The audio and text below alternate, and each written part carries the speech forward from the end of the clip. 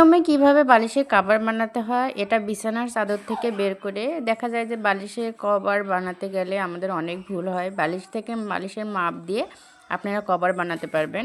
আমরা কিন্তু রেডিমেড বালিশের কভার কিনে নিয়ে এসে কিন্তু অনেক সময় দেখা যায় যে বিছানার চাদর তো অনেক বড় হয়ে যায়। ওই বড় চাদর থেকে আমাদের বিছানার বালিশের কভার বের করতে হয় এবং কোল বালিশের কভারটাও বের করতে হয়।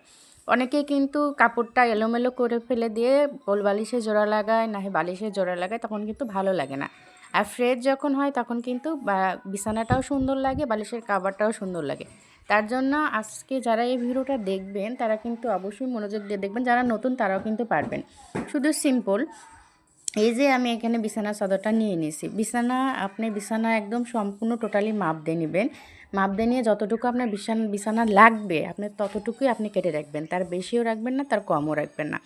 যদি আপনি বিছানাতে আপনি যদি যতটুকু লাগছে তার সাথে যদি আপনি বেশি কেটে ফেলে দেন, তাহলে দেখা যাবে যে বালিশের কভারটা কম হয়ে যেতে পারে। আপনি যতটুকু দরকার ততটুকু কেটে নিয়ে যা বাকি অংশ থাকবে সেটা দিয়ে আপনি বালিশের কভার বানাবেন এবং কোল বালিশের কভার বানাবেন। অনেকে বলে শুধু বালিশের কভার হয়, কোল বালিশের কভার হয় না। তবে যদি একেবারে ছোট হয় তাহলে হয় না, দুটো কভারই হয়। আর যদি একটু বড় থাকে, বেশিরভাগই বালিশের দুটো কভার থাকে আর একটা কোল বালিশের কভার থাকে, মানে যাদের চাদরটা একটু বড় বা দামি হয় তাদের জন্য।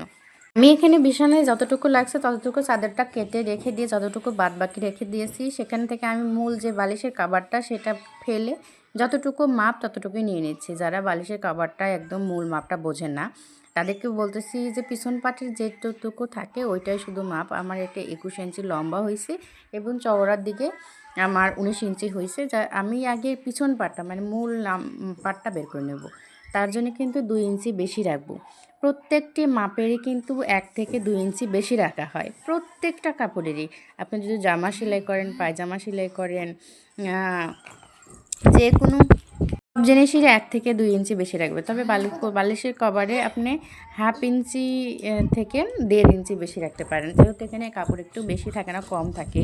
এই জন্যে আমি এখানে 21 ইঞ্চি হচ্ছে, আমি সব জায়গায় আমি 22 ইঞ্চি নেব। চতুর্পাশে ভাঁজ চলে যাবে। আপনি 2 ইঞ্চিও রাখতে পারেন, 1.5 ইঞ্চিও রাখতে পারেন। তবে যত চেষ্টা করবেন মেজারমেন্ট চাইতে 1 ইঞ্চি বেশি রাখার জন্য, আর কিছু না। 2টা বালিশের কভার আমি একসাথে কাটতেছি, মানে একটার মাপ দিয়ে 2টা সমান করে আগে যে মূল মাপটা মানে পিছনের অংশটা থাকবে সেটা আগে বের করে নেব। নিয়ে তারপরে উপরের অংশটা কিন্তু অনেক বেশি মানে ডাবল হয়। চতুর্পাশে যেহেতু ভাঁজ পড়ে যায় এই জন্য কিন্তু চতুর্পাশে 3 ইঞ্চি করে রাখতে হয়। দেখা যায় যে ভাঁজ দিয়ে আপনি 1.5 ইঞ্চি থাকে, 1.5 ইঞ্চি যদি ভালো না লাগে মানে না রাখা না হয় তাহলে কিন্তু ভালো লাগে না। মানে বালিশের কভারের একটু ঝালুটা একটু চোখের মানানসই হয়, তাহলে কিন্তু খুব সুন্দর লাগে। এই বালিশের কভারটা হবে পকেট দিয়ে কিন্তু সবাই বানাতে পারে না, অনেকেই পকেটটা ছিঁড়ে যায় বা খুলে যায়। আর আসলে অনেকেরই ঝামেলা হয় এই জন্য। আবার অনেকে দেখা যায় যে পকেট তোলার পরে বালিশটাই বের হয়ে আসে, সেটা মেজারমেন্টের সমস্যা। মেজারমেন্ট ঠিক না হলে আসলে বালিশটা বের হয়ে যায়। আমি চতুর্পাশে আগে মেজারমেন্ট করে ঠিক করে নিচ্ছি, নিয়ে তারপর আমি কেটে বের করে নিয়ে নেব। আমি এখন কেটে বের করে নেব, নিয়ে সেরে তারপরে উপরের অংশটা আমার কতটুকু লাগবে সেম মূল মাপটাই হচ্ছে, মানে পিছনে যে মূল মাপটা এটা ফেলেই আপনি সামনেরটা বের করতে পারবেন। যেমন 1 থেকে 3 ইঞ্চি বেশি চতুর্পাশে দিলেই আপনি আন্দাজেই বের করতে পারবেন, আর মাপটা লাগে না। বালিশের মাপ হচ্ছে 2টা, একটা লম্বা একটা চওড়া দিকে।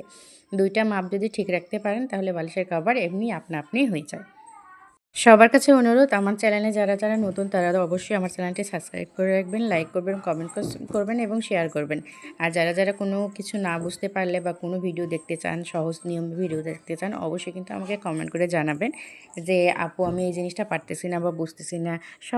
অনেক সহজ জিনিস দেখা যায় যে এই যে বালিশের মুড়ি ভাঁজটা কিন্তু অনেকেই পারে না, তেরা হয়, বেঁকা হয়, সোজা হয় না। দেখেন মূল বিষয়টা দেখেন, আমি দেখাচ্ছি। এই যে উপরের যে পারলাম এটাই কিন্তু মূল বিষয়, আমি এটারই মাপ দেখেন আমি দেখাচ্ছি। দেওয়ার পরে এই যে 3 ইঞ্চি আপনি রাখবেন, রাখার চতুর্পাশে 3 ইঞ্চি 3.5 ইঞ্চি আপনি রাখবেন। 3 ইঞ্চির নিচে রাখলে কিন্তু ভালো লাগে না। তো রেখে আপনি এই এতটুকুই কাজ, আর চতুর্পাশে খালি এই যে তুলে এভাবে ভাঁজ দিবেন। ভাঁজ দিলে আপনার কিন্তু বালিশের কাভারটা হয়ে গেল। এছাড়া কিচ্ছু না। অনেকেই কঠিনভাবে, আসলে বালিশের কাভার সবচাইতে কঠিন বানানো আমি মনে করি। এটা দিয়ে আপনি চতুর্পাশে ভাঁজ দিয়ে নিবেন, বালিশ কাভার হয়ে যাবে।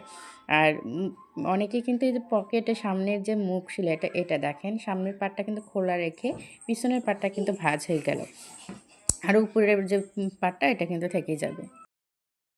আপনাদের দেখাচ্ছি, দেখেন পকেট কিন্তু অনেকেই সেলাই করতে পারে না। এই যে এটা হচ্ছে আমার পকেট, মানে এটা বালিশের পকেট। এই পকেটটা আপনাকে মাপ বের করতে হবে। এটা আপনার সর্বনিম্ন 5 ইঞ্চি রাখবেন এবং 7 ইঞ্চি রাখবেন। 5 ইঞ্চির নিচে যদি রাখেন তাহলে বালিশ কিন্তু আপনা আপনি বের হয়ে যাবে। এখানে আপনি কোনো রকমের কার্পণ্য করবেন না। অনেকেই দেখা যায় যে অল্প একটু কাপড় আছে লেগে দিলাম, হয়ে গেল।